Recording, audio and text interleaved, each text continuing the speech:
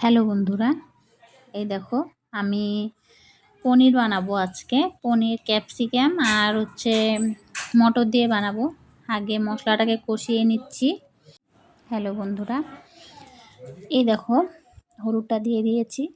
এখন আমি একটু কষিয়ে নেবো এটাতে। তারপরে এই ক্যাপসিকাম মটরটা দিয়ে দিয়েছি।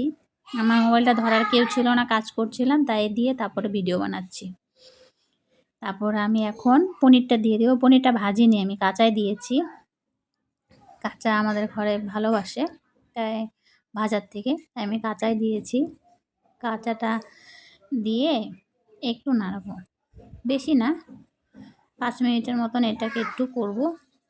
করে তারপর আমি এটাকে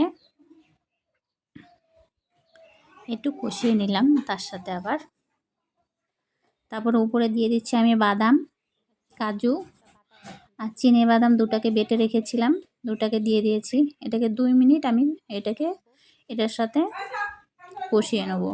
আবার